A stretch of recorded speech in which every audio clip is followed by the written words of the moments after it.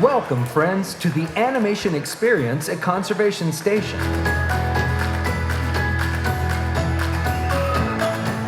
Since the 1930s, Disney animators have put their pencils to paper in service of the idea that the greatest inspiration often comes from the magic of nature. Walt Disney himself understood the importance of spending time around animals, studying their behavior and personalities in order to create realistic characters and dynamic storylines.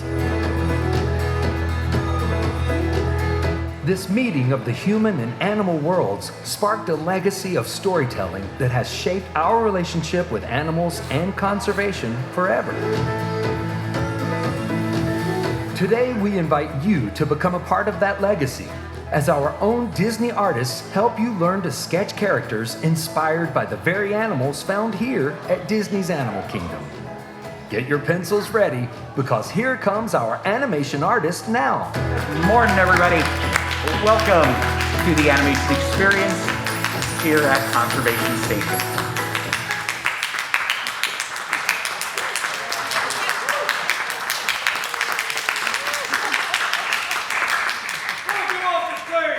Thanks, Statler and Waldorf. My very own personal Statler and Waldorf right over here. All right, good morning. How's everybody doing today? Awesome. Who is here at the animation experience for the very first time? Newbies. Ooh, wow, there's quite a few of you that have been here before. Awesome. For those of you that are new, we're going to go over a couple things with you before we start. First, making sure we have everything we need to draw a character, including a clipboard. You found that at your seat. When you're done, we ask that you please make sure you leave it at that very same seat so that the group coming in behind you will find it there as well so they can use it to draw. Papers and pencils you picked up as you came in, those are yours, a free souvenir for you here today. 50th anniversary commemorative souvenirs. You didn't even have to get into a disagreement with anybody in a gift shop. You get to keep those forever, cherish them, treasure them, sell them on eBay. Go right ahead. Hopefully you can make a good amount of money for them. If you don't want the pencils or the paper, there are recycling bins as you exit. By the way, you're going to exit over there toward the left, toward the illuminated exit sign that says conveniently, exit. Go through that animal tunnel. Restrooms are also in that direction. Just ignore the judgy baboon. He's over there hiding behind that little pinkish purple wormy looking thing. Yeah, he disapproves of everybody. Just ignore him and keep going that way. That'll take you out and to the restrooms. All right, now, the last thing we need is to figure out who we're going to draw here this morning. And since we are celebrating the 50th anniversary of the Walt Disney World Resort, we figured, why not go back to the beginning, to the characters that started this whole thing.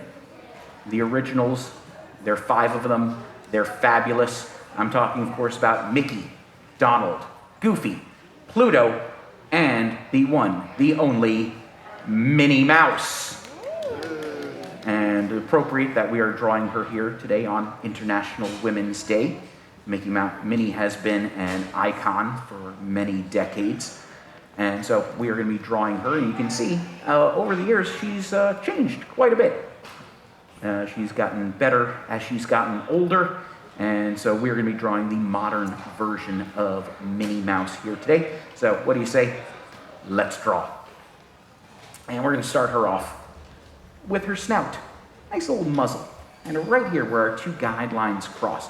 And we've already done the hard part of drawing Minnie Mouse for you, as you can see.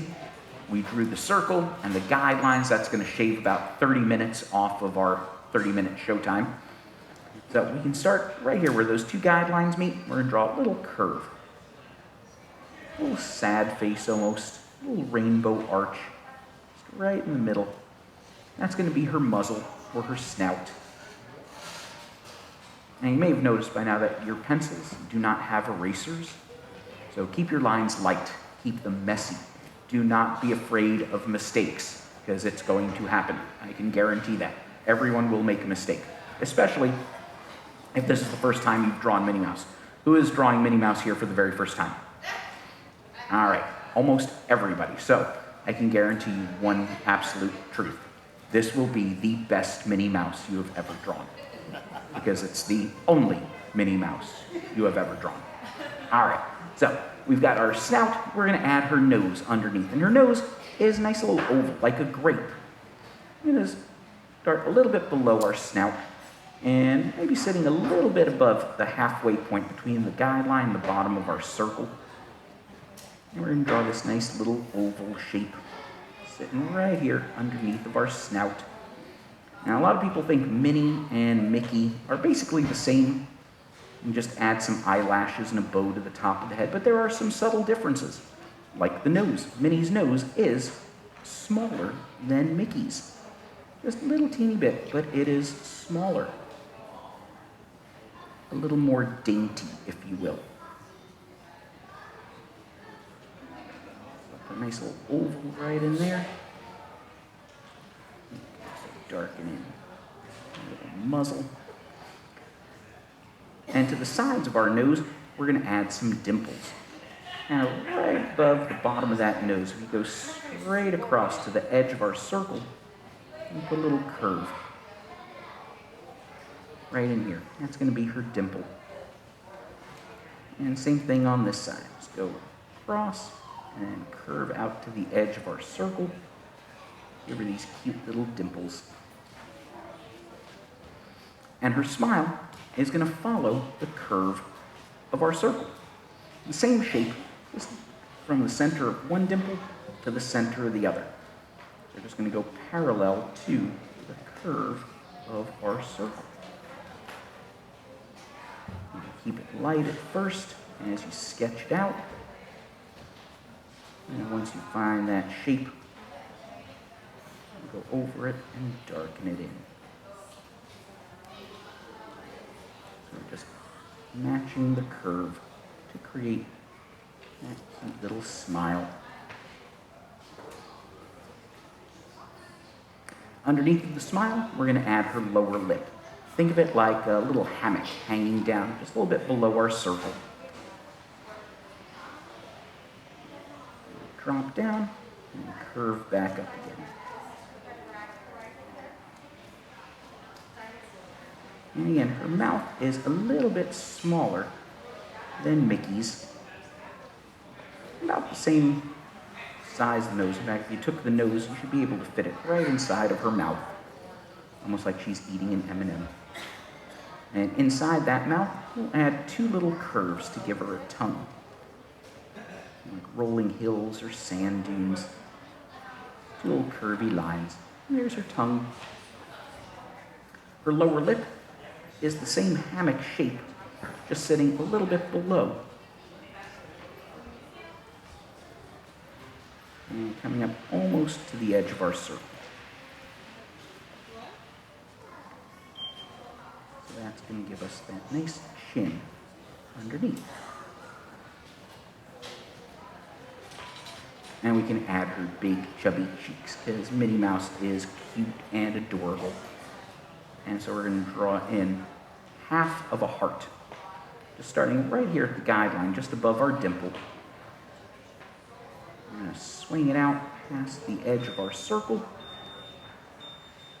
and curve it down into her chin. So, Valentine's Day was last month, and probably drew lots of heart shapes. We're going to do that same thing right over here.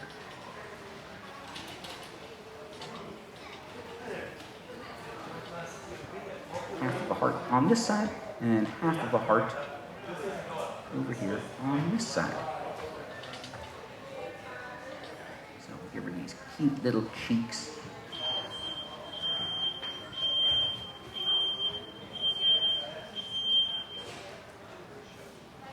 Now, Minnie Mouse. Well, actually, let me ask you guys if you know when Minnie's birthday is. Do you know? No? We'll give you a clue. Mickey's birthday was November 18th, 1928. He premiered in his very first animated cartoon short, Steamboat Willie. Anybody know when Minnie's birthday is? Want to take a guess?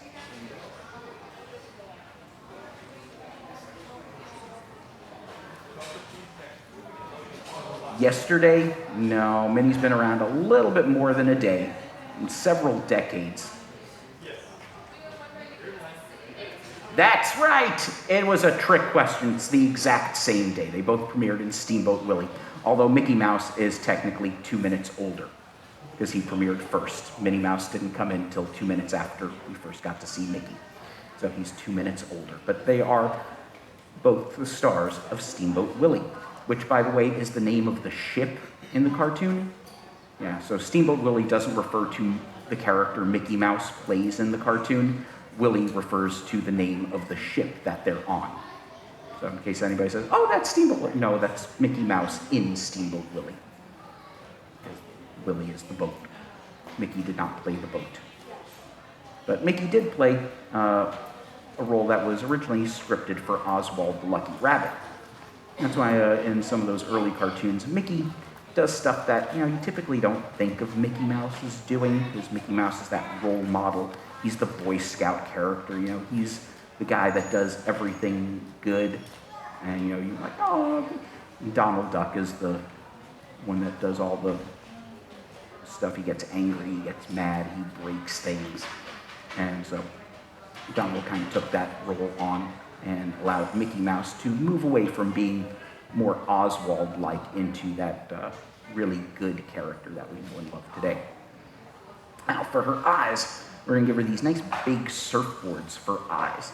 About halfway between the top of the circle and the top of our snout is how tall we're going to make her eyes. And unlike a real mouse, Minnie has really good eyesight.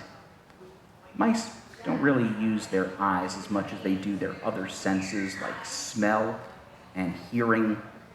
And of course, mice have those nice big long whiskers that allow them to sense their environment, so they use that a lot more than they do their eyesight. So for Minnie's eyes, think of a little surfboard stuck here in a sand dune.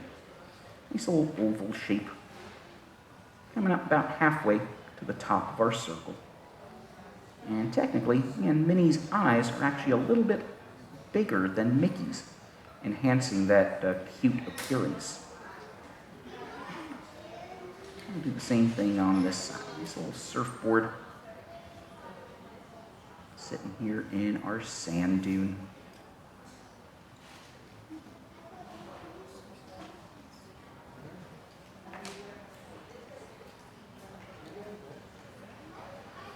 Once we have our eyes, we can add her pupils. And her pupils are these nice big ovals also. Think of them like a peanut M&M sitting here in the bottom of each eye.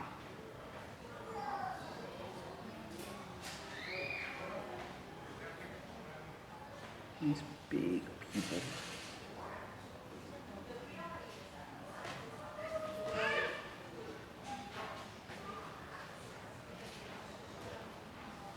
Same thing on this side.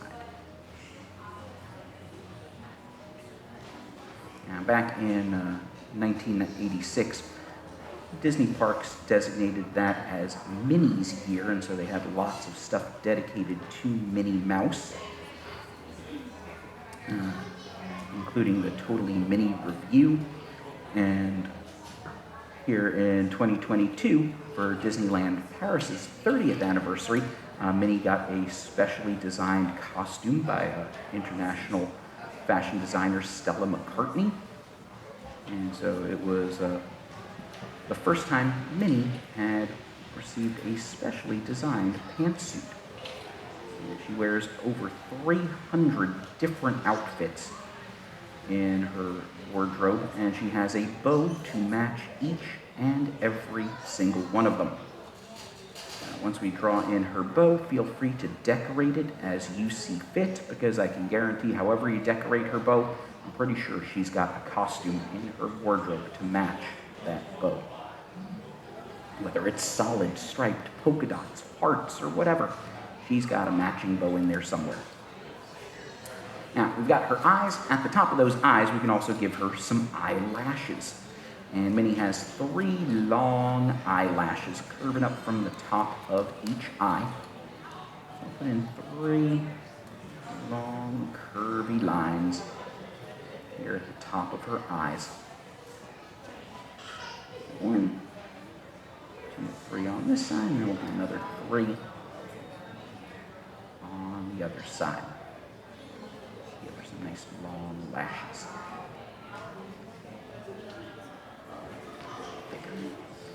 Now, around her eyes, we're going to add her mask. The mask is kind of like her hairline. It separates the beige from the black on her face. And I'm going to start here at the cheek. And I'm basically going to draw the shape of the eye. I'm just making it a lot bigger. So like we did with the smile, we stayed parallel to our circle all the way around. Here, we're going to stay parallel to the shape of the eye all the way around. And we're going to create this nice big hook. I'm going to keep this really light because when we add in her bow, it's going to cover up part of that mask anyway. We'll just keep it really light. I'm going to do the same thing here. Follow the curve of the eye all the way around to the top of the circle and then down here toward the center.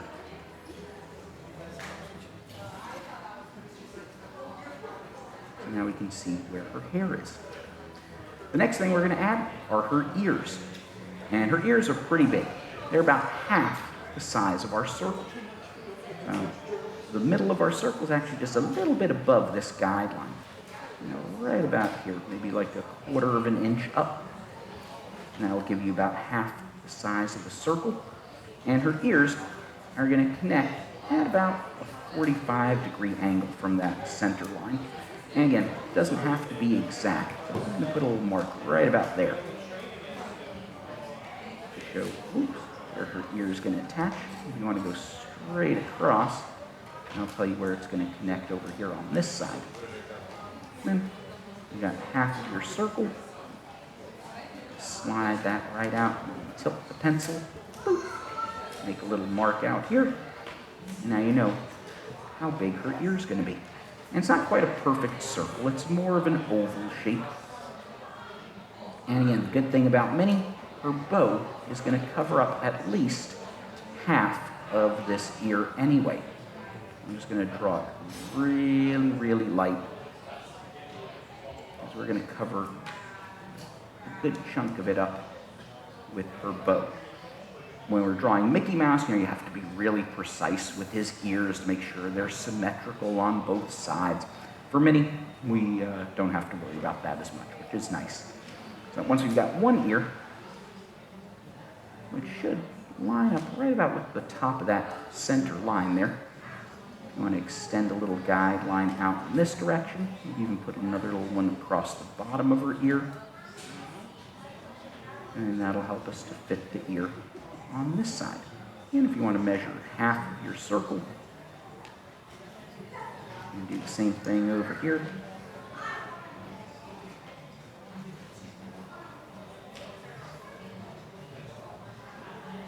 That way you keep the ears pretty close. But again, not as much to worry about as we would with Mickey. So pretty close.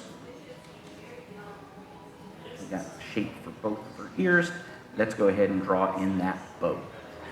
And I'm going to put the bow right here at the very top center of her head.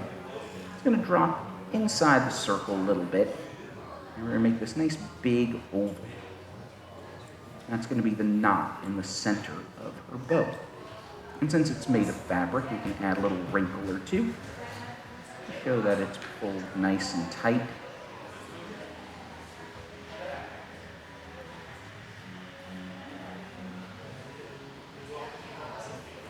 And from the top of that knot in the bow, up to that guideline, way up here, and draw another big hook, kind of like the one we did for her mask. Bring it all the way up, and then curve it down a little bit. And I'll do the same thing on this side. Swing it up, and then down.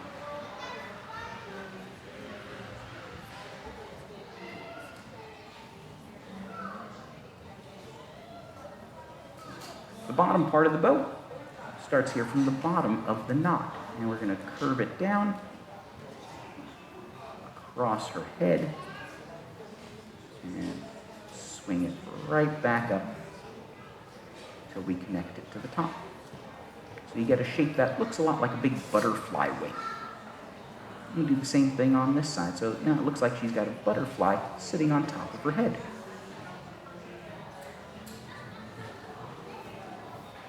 And you can see we covered up about half, maybe even a little more than half of that ear anyway. And once we have the shape of the bow that we like, we can darken it in.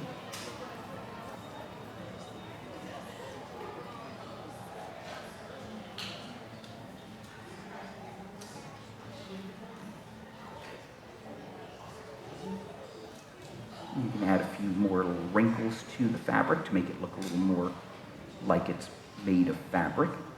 Put a little hook on this side,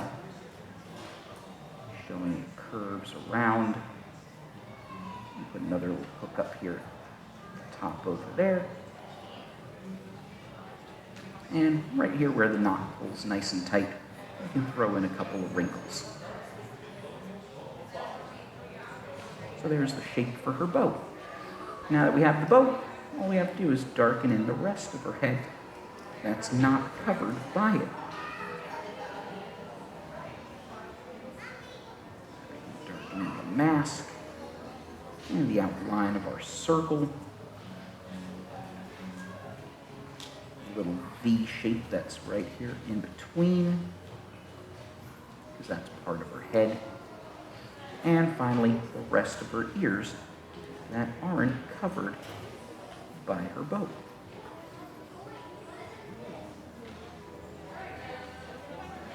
Once you darken those in, congratulations, you have just drawn Minnie Mouse. Now, if you want, you can just leave her the way she is, nice line drawing, or you can add a little bit of shading to her. And there's really not too much on Minnie that we need to worry about when it comes to shading. I'm going to start here at the inside of her mouth. Just a quick rough scribble above her tongue, just to darken that in a little bit. For her nose and her pupils, you can make those completely solid, or I like to put a little highlight, a little twinkle.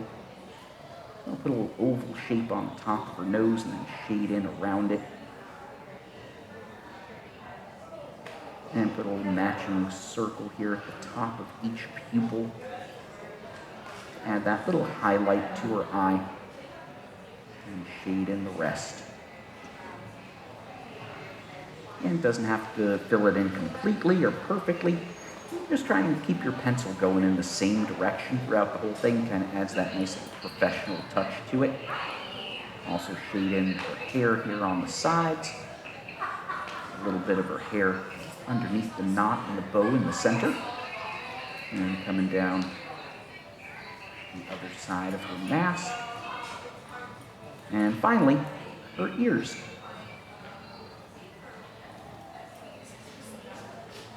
And there you go. There is Minnie Mouse. And if you look over on the right-hand side of the theater, you can see some of our most famous animators over there, including a guy with a clipboard in his lap, a lot like the one that you have. Well, that's Walt Disney.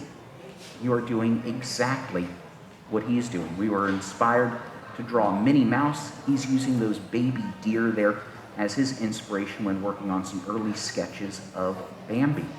So those are two of Walt's big loves, animals and animation. And we just combined them into one session here at our animation experience. Now, because it is the 50th anniversary, and because we are here at Animal Kingdom and drawing animals and being inspired by animals, we'd like to now share with you a little bit of our conservation inspiration. Take a look. Animals have always been at the heart of the Walt Disney Company. As Walt himself once said, "I hope we never lose sight of one thing, that it was all started by a mouse." Although Mickey was one of the first characters to draw inspiration from the animal world, soon many more would follow.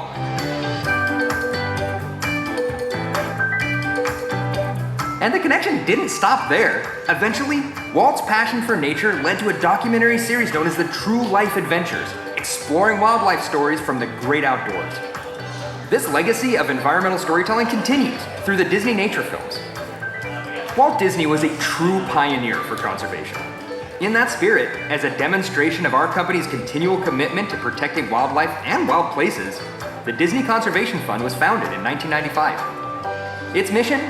To save wildlife for future generations by providing grants to conservation organizations around the world. And today, Disney's Animal Kingdom theme park is the place where the magic of nature comes to life every day for our guests to enjoy. Dedicated to showcasing amazing animals and the places they call home, this park creates experiences that inspire the protection of our precious planet. Here, the future of animals and their stories are always a new adventure, growing and waiting to be explored. Now, how many of you have been on Kilimanjaro safaris already this morning? A bunch of you? Awesome. Now, Kilimanjaro safaris is the realization of one of Walt's original dreams back when they opened Disneyland. That's what he wanted for the Jungle Cruise, to have actual animals out there for the guests to get up close to and personal, make that connection with the animals, and hope to inspire them to learn and be more receptive to conservation. And so today, that's what Kilimanjaro Safaris is here at Disney's Animal Kingdom. In fact, the whole park is part of Walt's love of conservation and animals. And so when you go out there, be inspired by the animals that are here in the park, or maybe even in your own backyard or zoo or park near you, wherever you happen to be from once you go home, and use that to inspire you to continue to draw, to be inspired by those animals and nature, because you are now part of that Disney animation legacy. So don't stop now. Keep going, keep drawing, and being just like those Disney animators. So we hope you had fun. Enjoy the rest of your adventures here at Disney's Animal Kingdom. Again, make sure you leave the clipboards on the seats. Everything else goes home with you. And enjoy the rest of your adventures here in the park. Bye-bye, everybody. Thank you all for joining us in the animation experience at Conservation Station. Please gather your personal belongings before exiting, and remember to take your artwork with you. We hope you enjoy the rest of your visit at Rafiki's Planet Watch and the rest of your adventure here at Disney's Animal Kingdom. Goodbye.